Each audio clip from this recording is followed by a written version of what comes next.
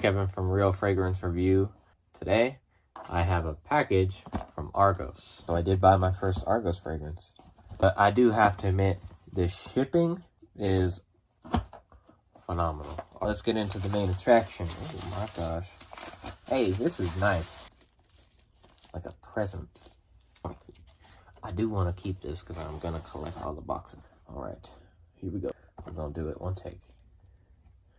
Boom! Look at that. Oh my gosh. This bottle is absolutely gorgeous. Oh my gosh. Look at this bottle. Look at this cap. Oh. Look at that. Wow. This is really good. Wait. It's see-through to where you can see the Argos eye. That's so cool. Alright. I'm going to spray it on. Oh, jeez. Okay. Oh my god, that's strong. Oh my god, that is gorgeous. Wow.